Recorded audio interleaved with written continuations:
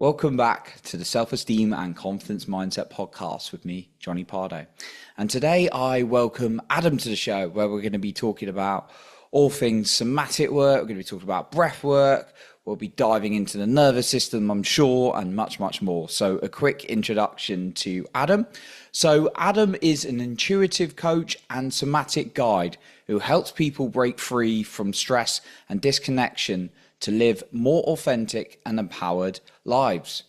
Through breathwork and nervous system regulation and practical embodiment tools, he supports lasting personal transformation. Welcome to the show today, Adam. Glad to have you on. It'd Yeah, be really good to first of all hear what is an intuitive coach? What is the kind of work you do, and obviously somatic work alongside that? And yeah, basically, how did you get into that? yeah. Thanks for asking, Johnny, and thank you for having me on to the show. To break it down as simply as possible, like intuitive coaching, I've given myself many different titles of coaching, as have my clients. I could call myself a mindset coach, could be a transformational coach. Mm, And I settled on intuitive coach because I don't follow a specific coaching protocol or system or practice with every single client.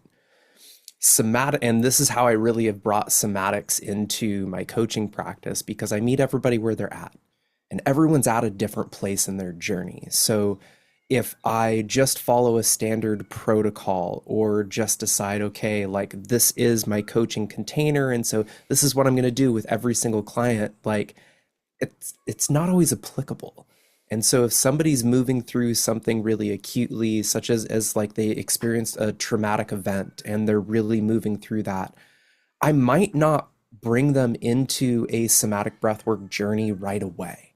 I might use some other gentler practices and maybe just some intuitive conversations and asking a lot of questions to help guide my client to find the answer for themselves. And that was something when I set on the path of being a coach. I never wanted to be one of these individuals to tell somebody what I thought that they should do because I'm not them. I haven't lived their life. I haven't experienced the things that they've experienced. So what might have worked for me isn't inherently going to work for every single person. So by coming at it from an intuitive lens, I'm allowing things to kind of flow through session to session to session based upon where that person's at in that moment. And a lot of times, at the end of a session, a client will be like, "Okay, next call, let's work on this." And I'm like, "Okay, that sounds great." Fully knowing that the next call, we might get to that, but there might be mm, something moving through them in that moment that wants to come out and wants to move through their body that has nothing to do with that thing that cognitively they're like, "Oh, well, I want to move this." And apologies if you can hear my cats cruising around in the background. I've got three cats, and this is real time, real life. So the intuitive part for me is really, and I think if everyone tunes in for a second and thinks like, what does intuition actually mean? To me, intuition is this like gut feeling. It's this like inner knowing. It's this voice that comes from our gut and our heart, not from the mind, that kind of gives us this like subtle, gentle nudge of like, ask this question or mm, say this. And sometimes it rationally, what is coming through intuitively that is wanting to be said to the client, if I think about it, I won't say it because it might not make sense. But so many times in these sessions, I've said something like that that comes to it that the client's like, "How did you know? What made you say that just now?" Because it sends them on a whole different trajectory than what they thought they were, but it's exactly where they need to go. So it's really not only intuitive coaching is all about like my own self and trusting my own intuition, but also working with my clients to get them to trust that inner voice as well, to start to drop from the mind into the heart and to be able to actually live from that space and start making decisions in their life that are from that inner guidance versus the mind saying, well, this is what you should do, or that voice from your parents in your head that's saying, this is what you should do, or society saying, this is what you should do. What if your heart wants to do something completely different? And I think that's why so many of us in this day and age go through periods of times in our lives of very stressful oriented, of moving into a direction and feeling like we just got to keep hustling. We just got to keep hustling. And eventually we're going to get there, right? But when we get there, it becomes actually a breaking point that then starts to migrate us into the direction of actually following a life that we want to live, not a life that everyone has told us that we should live. I resonate so much to that. As I think for me, there's been a lot of noise that's kind of like, should I go this way? What's the right way? What's the right path? What's the right thing? Coming from that mind place, right? And what you're talking about is going something beyond there, and that's something you're helping people, even if logically they had planned the next session to talk about X subject or X challenge. Actually, what might be, it sounds like what may be up for them in the day, in their body, or kind of just some kind of energy you pick up on and then go from there. It sounds very. Have you found anything for yourself that's allowed you to connect with yourself and your intuition, like on a regular basis? Yeah, I mean, there's several different tools that I personally use to connect with my intuition. And like as a child, I was super intuitive. Like I can have a couple of memories where it was like almost on the verge of like empathic. Like I could just read my parents' minds and just kind of like know where they were at. And through a couple of like scary experiences of having this happen, do like most people do and just kind of shut that away. And over time, I've had enough points in my life where I did trust my intuition that, to be perfectly honest, and not to take too much time to go into those stories, but literally saved my life. And so these experiences really led me to, there's something really profound when we can learn to trust that inner compass, when we can learn to trust that feeling of like, I'm in a situation that doesn't feel good and I need to get out. And it's those times when we can listen to that inner voice that it could be the difference of life or death. It could be the difference of us having a really good day or a really bad day. You know, even just driving down the road and, you know, you're going to take the route that you normally take to say, go to the grocery store, say it's a 15-minute drive. But for some reason, you're like, you know what? I actually want to take the long way today. And what if you taking the long way saved you from getting in a car accident or saved you from having something happen that would change the trajectory of your life? And when we can really start to tap into this inner feeling, and for some people, you hear an inner voice. Some people, it's just an inner knowing. Some people, it's just a feeling of like something just feels off or something just feels right. Like, you ever have the experience of goosebumps or chicken skin, or many different places call it different things. I always call it now truth bumps, because the majority of the time when I have that physical sensation happen in my body, it's from a reflection of hearing something that resonates really deeply, of saying something or experience something that it's my body somatically saying 100% yes to this. It fully resonates and in alignment. So it's really it sounds like you being very like in touch with what your body's saying rather than just the mind.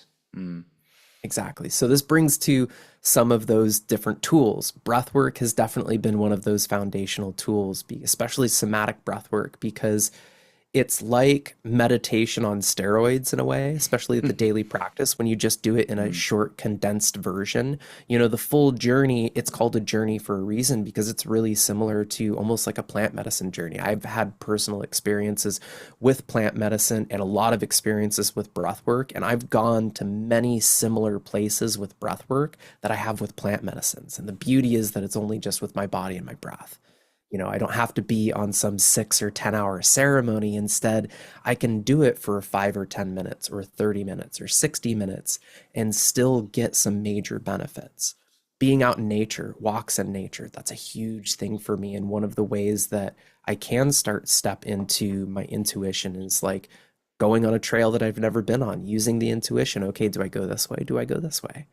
Does it become a longer hike or do I stay on track? Using and intuition can also work through just sitting in a conversation with somebody and trying to really tap into the moment of what wants to move through instead of trying to always know, like, okay, what am I going to say next? What am I going to say next? What am I going to say next? Why not just be with what that person's saying, hear everything that they're saying, sit with what they said for a second before you respond, and then give your delivery from that like heart-centered. For me, intuition is all about just living from the heart. It's living from the heart, living from the gut. The heart is where the soul speaks through. The gut is where our soma, our physical body, speaks through. The mind is the mind. It's the conscious place, but the mind can lie to us a lot. And so when we're always living in the mind, a lot of times we're living from those stories, their limiting beliefs and things like that. And that's what these practices like somatic breath work or meditation or nature walks and grounding all help us to drop down into the body. And when we're fully in the body, that's when we typically are going to make more aligned decisions. So getting more into the heart, getting more into the body, the soma work has really, really helped. Because the mind can look for all kinds of dangers, right? I don't know about you, but I'm certainly being like right, I'm looking for another problem now kind of thing in the mind. Yeah. We have really evolved from that mindset. Like, our mentor, Stephen Jaggers, he always says, like, we have these archaic mind, these ancient bodies, but yet we have godlike technology. So we have all of this amazing technology at our disposal, yet our minds are still thinking in the same way that our ancestors thought when they were getting tracked down by saber-toothed cats. Yeah. Always surveying nature, always surveying our environment and the people we're with for a threat. I love that. If you're always in a threat, you're always in a stress response. Absolutely, yeah.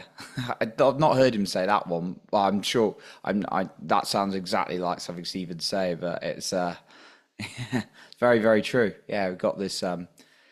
Sometimes,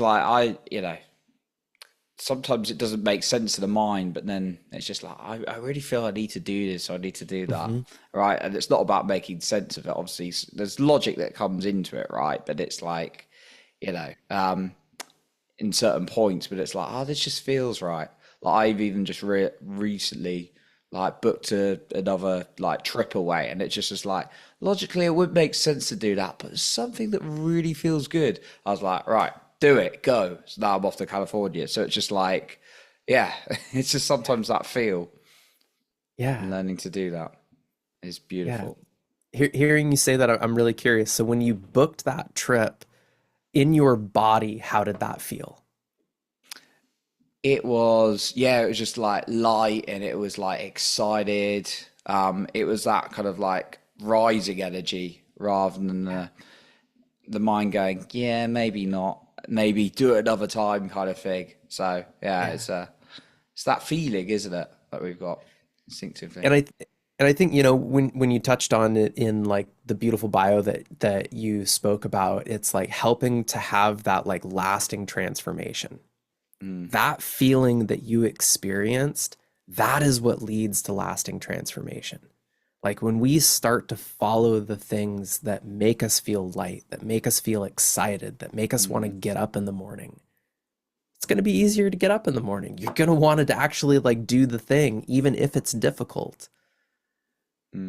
So that's what it is. And really, like with the work that I do, somatics coaching, any of that, it's all about like coming back to what do you truly want, discovering what you truly want. And for a lot of people, I lived my life for other people for the majority of my life. I would go as far as saying like 37 years. I'll be 41 in October.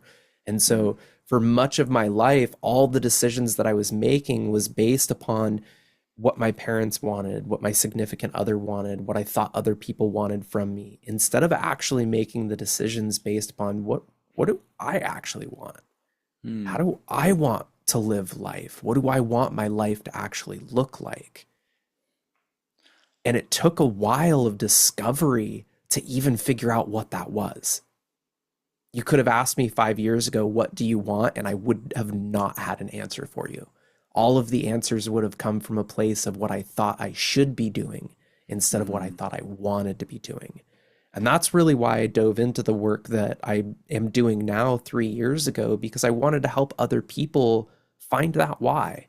Find the reason to wake up in the morning. Find the reason to be excited about living your life instead of dreading another day going by. Yeah, absolutely. I love that, Adam. Because, and I think I was going to ask you a question actually, because I know a lot of people, and I've been there myself. Maybe you have as well, but have been in that like, I don't know what I actually want to do. Like, I know it's not this. I know it's not this current life. That feels off for me. But what is it I need? I want to do. I just feel so lost in life. And that person who's maybe feeling really like in a like feeling stuck, not feeling good at all, maybe in a bit of a dark place. What would you kind of like recommend as initial steps? Honestly, and this might be a little cliche, but think back to what you liked doing as a kid. Mm. I truly believe that when we first incarnate into this life, before we have the ability to speak, before we have the ability to communicate, before we have the ability to articulate, we know exactly who we are. We know exactly what we want in life. We want to be loved. We want to be cared for. We want to be seen. We want to be heard.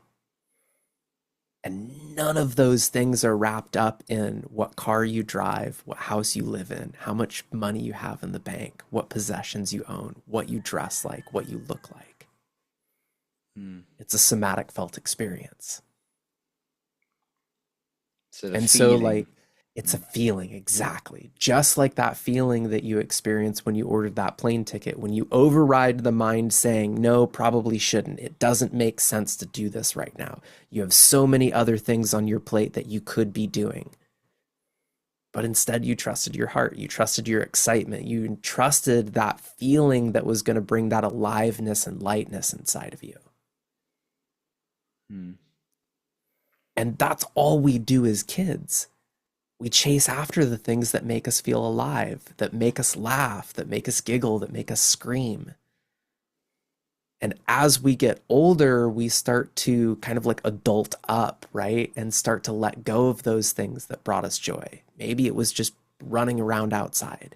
Maybe it was riding your bike. Maybe it was drawing. Maybe it was painting. Maybe it was singing. Maybe it was dancing.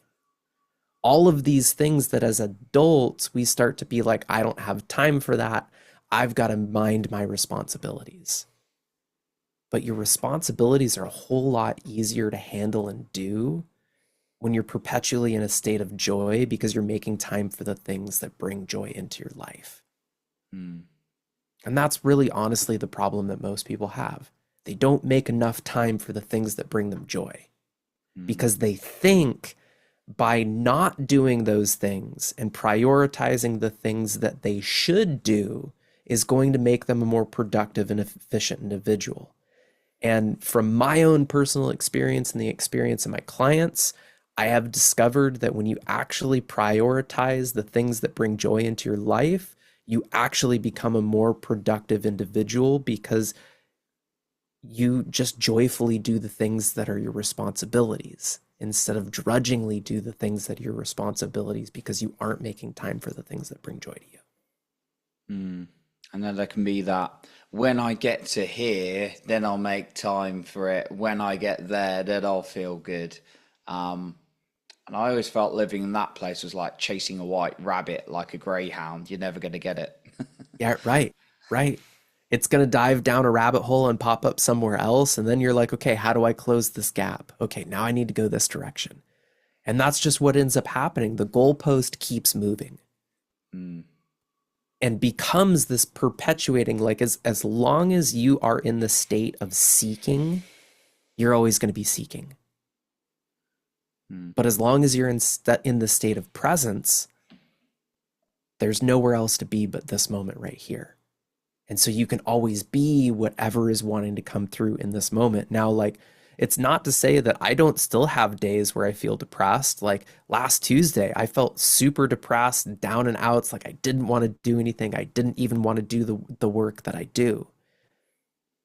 Because there's still going to be days. Like it's never about getting to this point where you're never going to be triggered. You're always going to be happy. You're never going to find grief. You're never going to feel loss. Life is just always going to be perfect. It's impossible. Life isn't meant to be that way. Life is meant to be a journey, and journeys always have their ups and their downs. They'll have good days and bad days. But the more that we do these things that bring joy into our life, the more that we can stay in tune with that joyous, childlike essence that's inside of us that always wants to maintain that state of playfulness and curiosity, then we can still meet those days that are hard with a smile on our face, or maybe not a smile on our face. Maybe it's just like a slight turn of the lips, but instead, you're still just doing the thing, knowing that this is not going to be your reality forever. Mm. How do you handle like days like that, Adam, when it's perhaps you're not feeling as good? Obviously, you've talked about doing things more that bring you joy, but what do you do when you feel not so good? Do you ignore it? Do you sit with it? I'm just always, yeah, curious to hear. My old pattern used to be to get really busy so Mm. that I would just ignore it. I would distract myself from it. Now I sit with it. On the days where I'm not feeling so good, I sit with it and ask, okay, like, what is this feeling trying to communicate to me? Because really, like, that's it. All feelings are communications from your body. And the body loves to use pain the most because it's the thing we listen to the most. It gets our attention the most. Mm. But sometimes it uses feelings that are really, really subtle. Maybe it's just like a pit in the stomach. Maybe it's just like, tension in the jaw, or like a constant furrowing in the brow, or just a feeling of weight on the shoulders. All of those sensations are our body's way of communicating to us that something's off. And maybe it's just that we've been go, go, go for too long and we haven't taken time to pause. Maybe we just have too much on our plate and we need to create a little bit of space. For me, that's always kind of like my baseline is like creating space for the emotion that's coming through in the moment, creating space for an emotion that is wanting to move through, but needs something else to move through in order for it to move through. There's this quote that joy is the matriarch of all emotions, but you have to experience all of her children first before you can get to her. Ooh, haven't heard that, but I like that. And so it's like if you have a lot of anger in your system, Mm. as an example, but you don't let yourself feel the anger. You don't want to feel the anger, or you're afraid of the anger, and so you always push it off. Well, that anger is always going to be a barrier to the joy you actually want to experience. Mm. You might still find moments where you experience joy, but it's always fleeting because that anger is always going to want to bubble up over to the surface of it. So sometimes you have to just sit with that feeling that really wants to come through that you've been trying to avoid in order to get to the feelings that you actually want to experience. Mm. We have so many kind of like unconscious ways of avoiding them as well. It's crazy, Oh yeah. especially with this phone and Oh yeah. alcohol, which I've given up, and all these kind of things that can kind of distract us. It's like, yeah, but that's awesome. Well, You sit with it. and that's how our society like is designed, constant distraction. I mean, walk through London, walk through New York City, like lights everywhere, movement everywhere, all these things to pull your attention in many different directions. It's easy. It is the easy path to just continually distract yourself, but that is always the path that leads us to a point of depression or just not feeling like we're ourselves or wanting to be in a different place than where we're at. Like Jim Carrey gave an interview one time where he said depression is your avatar's way of saying I'm done being this person. Mm. And the body's way of saying I just need deep rest. And last Tuesday, that's kind of what I got to, is when I sat with that, it was like I've just been kind of go, go, go for many weeks. We're really busy with Somatic right now, and we just started a new training, and we've got in-person training that's happening this Thursday through Sunday that I've got to fly to Austin to, and then a 3-day workshop that's happening the week after. And so it's like there's just all of these different moving pieces that my body finally was like, hey, you need to take a break. And so I took the afternoon off and literally just did nothing and sat out on my porch and just watched nature.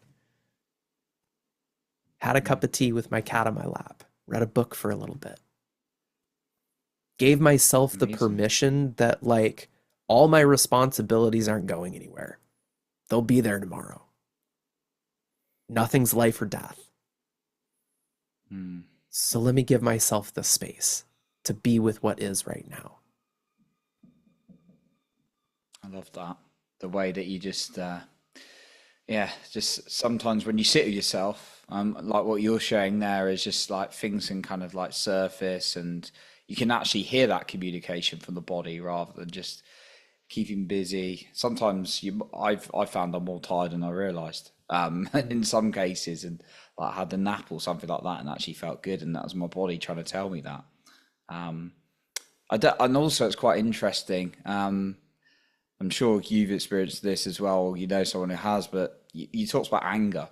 And I remember Stephen saying it's often sadness kind of like masked. It's often there's some kind of sadness. And the other, like, this was, I don't know, about a month ago, I was being very direct because I can go into that mode and it can be effective sometimes. And I'm doing this and that and talking to lots of people in the right way, but I'm getting inside of myself a bit like aggressive, kind of like angry. And then I like went and sat with it because I've done a lot of this work, and then actually started absolutely bursting into tears. And it was actually grief that I discovered. And when I let that out, it was followed by joy. So it's like super interesting when you just allow the feeling to experience it.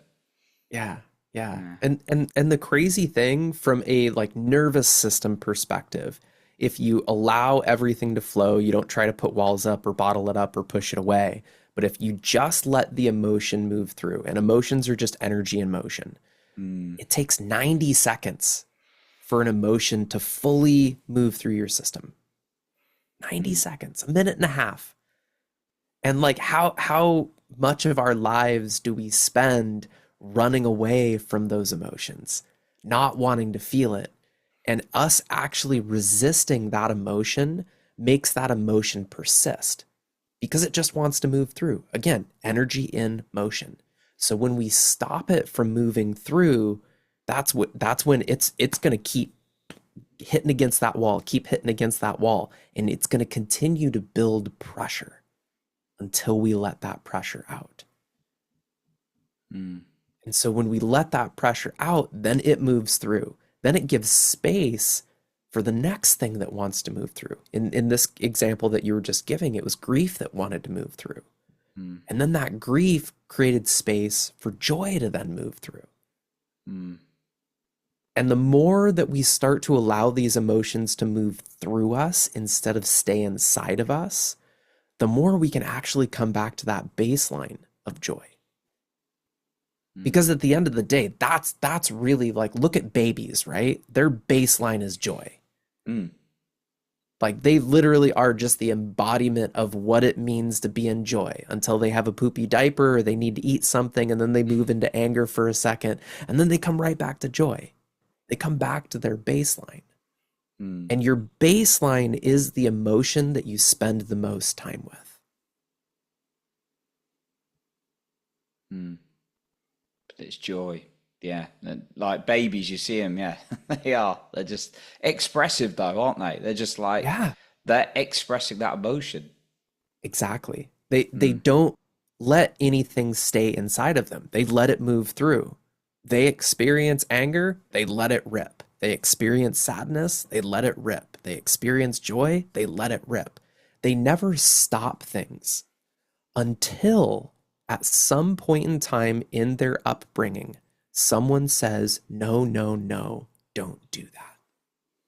mm, And so when we think about like a child expressing themselves when they're crying, as an example, what do we typically have the tendency of doing? Oh, no, no, it's okay, it's okay, it's okay.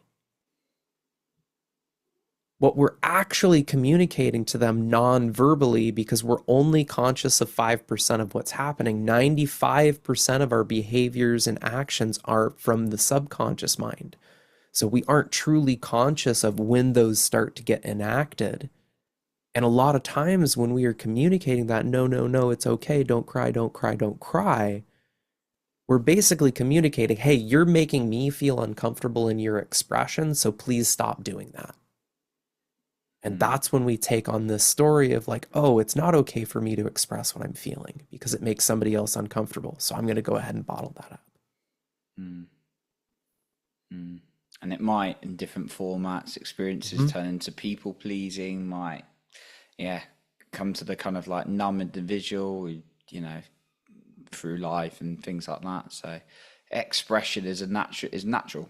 It's It like is. what we want to do, right? Not It, suppression. That's not natural. exactly, exactly. Expression is, I mean, to feel is to be alive. And that's the whole point, right? That's why we all like try to avoid the things that are going to kill us because we want to stay living. But if we're not actually allowing ourselves to fully express ourselves, we're only partially living. We're not living a true full life because we're holding parts of ourselves back. We're not fully expressing the true aliveness that wants to come through. And a lot of times, for me personally, like I still am working through on allowing my full authenticity to come through because there's always that voice in the back of the head of like, well, what if you ruffle somebody's feathers? What if you say something that makes someone uncomfortable? What if you do something that someone's going to judge you for?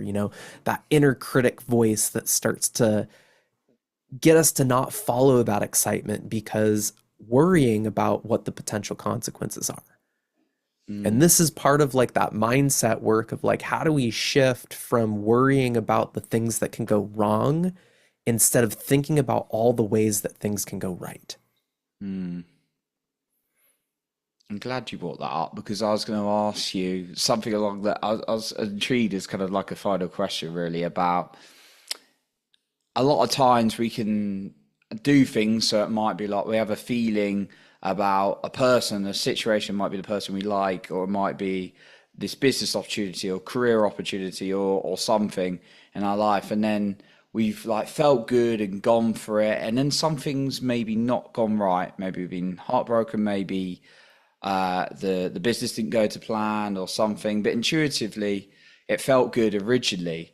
Um, and then people can be very like protective. I know can be very like very cautious about what they do going forward. So I was going to ask you kind of like your input on that. If someone's stopping trusting their intuition and being stuck in the mind, um, yeah, and your kind of views on that. But I feel like you kind of answered it a little bit there with thinking about what could go right with it. Yeah. Yeah. Well, I mean, this is a really great question, and it's something that in coaching comes up a lot, right? Because maybe you tried to start your own business, a couple of years ago and it just didn't pan out. And so that instills the belief in you that I can't do things on my own, or, I'm just meant to work for somebody else, not work for myself.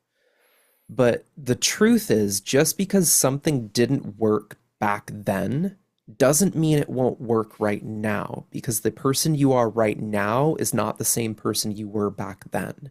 And the knowledge and information that you were basing your decisions off of back then is different than it is right now. Mm, And so this is part of rewiring our brain to always think about all of the potential pitfalls and things that can go wrong, to instead trying to think about all of the different ways that things can go right. Because how we start to view each situation changes from those two different perspectives. This is a practice. Like, it's not something that you can just make the decision and be like, okay, I'm going to flip a switch in my brain and I'm just going to shift to always thinking about like how things can go right and not think about anything about how things can go wrong. Because like, if you're like me and you've spent, 30 plus years of your life thinking one way, well, I'm sorry to break it to you, but it's going to take some time to slowly shift that mindset to start thinking about a different way. Mm. But I always love to use the analogy when talking, and this is like starting to get on like neuroplasticity and neural pathways and things like that. I love using the hiking analogy of, if you know where there's a certain trail that will get you to a certain place because the trail is really well defined, because a lot of people have hiked it, it's clear. It's clear which direction you need to go. But just because the trail is clear doesn't mean it's the most efficient path to get there. Maybe as you're walking along the trail, you have this intuitive nudge of like, hey, if I just go off trail right here and follow this direction, I'm actually going to meet up with the trail further down the line, and I'm not going to have to do all of this ridiculous back and forth switchbacks.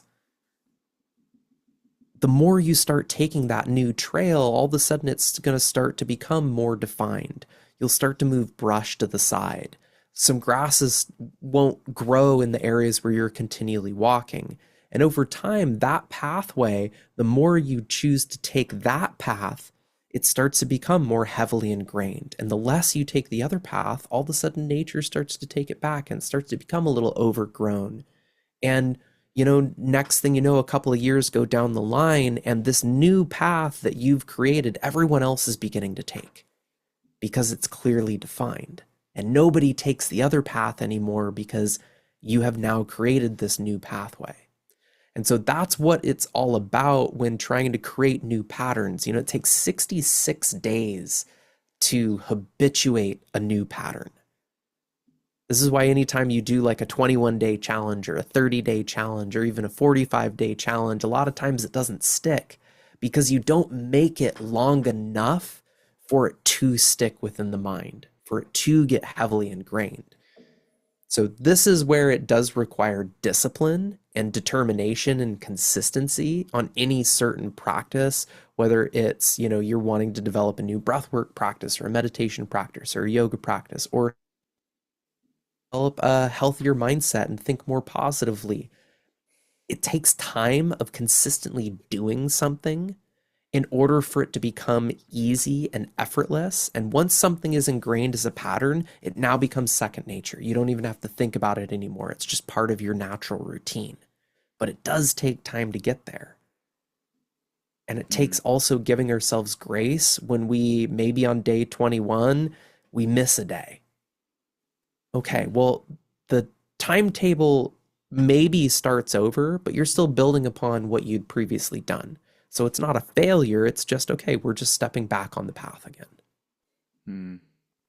I love that. I think that's a really important point to kind of you're thinking. It's not just like well, it is a habit, but it's not just like your physical stuff like going to the gym and those kind of things. But the way you're thinking is like that as well. The way you think about things and go a certain way. I've had conversations with people who've kind of come to me for my resources and stuff. Like, oh, I'm struggling. I like to, help people, point them in the right directions. And had someone, I've had people say, right, I'm just feeling like really anxious or really about this. And then, the question is like, okay, what are you doing in terms of your mind to focus on what you want and feel calm? And it's like, well, I'm not really taking in any information. I'm like, it could be a bit of a problem there. So yeah, it's like, it takes consistent, and it takes a lot of consistency. I know I've experienced. So I think that's really valuable when the way you're thinking about things and also trusting that intuition. And yeah, it's a lot. Yeah. So thank you, Adam, for everything you've shared today. I know you obviously people can work with you a bit more closely. And I know you've got a lot more resources and materials out there. But yeah, but just before we wrap up, is there a final point you might want to share with us today? Maybe something we talked about to recap, or just a final point to add? And where can the listener find you if they want to connect? Yeah, I think just on like a final point that I would love to add is that it's like this self-development journey, healing journey, like whatever name you want to call it, wellness journey. It isn't about trying to get to some final destination of being a perfect person. Mm, It's actually more so about shedding all of the things that you're not so you can just be the person you always came here to be mm, and accept that that's just who you're meant to be. We all have this like inner voice in us that is this just natural person that wants to come through. So let that person come through. If it's a little weird, awesome. If it's a little eccentric, like whatever. I think more and more of us are starting to like look up to people, especially on like social media and things like that, that are these like wild and crazy individuals that just are themselves and just don't care. That for me, I think that if we all could live from that truly aligned and authentic place, like we would live in such a beautiful world, where there aren't just these trends that everyone has to follow or all of these boxes that we need to fit ourselves into, but just fit into our own way of being and accept everyone else in their own way of being and just know that like if what's perfect for another person doesn't have to be perfect for you, and that's cool. mm. I love that. As far as getting in touch, you can find me on Instagram, adam.carbary, C-A-R-B as in boy, A-R-Y. You can also find my website, embraceandexpand.com. That's where you can find all of our local in-person offerings here in Washington State. Also do most of my work. All my one-on work is done virtually over Zoom. Just love the ability of someone being in the comfort of their own home and then not having to navigate the world after we, do some deep inner work. On that website, there is a place where there's a pop-up. You can enter in your email address and get a free daily breathwork practice. It's about an 18-minute recording that you can really start to experience the profound effects of tapping into your body, tapping into your own breath, and what it means to have a regulated nervous system. If you'd like to learn more about somatics and how you can really kind of learn more about the languaging of your body, we do have a free 3-day workshop coming up August 19th, 20th, and 21st. So if you go to somaticbreathwork.com, you'll be able to get signed up for that. Again, it's totally free. It's an experience that I'll be guiding people through and giving kind of an educational lecture on nervous system regulation and how the body communicates through the nervous system. On day 1, day 2 will be a full somatic breathwork journey, and then day 3 we'll do some integration practices to kind of realign from that session. So that's kind of the most of what I've got going on now. And of course, always, more stuff happening in the future. So website's definitely the best place to find all that. Amazing, Adam. Yeah, check out the show notes below. We've got all Adam's information there. So yeah, reach out. Amazing resources Adam's got for us. And yeah, get in touch with him if you want to find out even more about support. So Adam, a massive thank you for coming on today. Yeah, thanks for having me, Jonny. I appreciate it. Awesome. So that concludes our episode for today. And remember to lead with your heart and not with fear.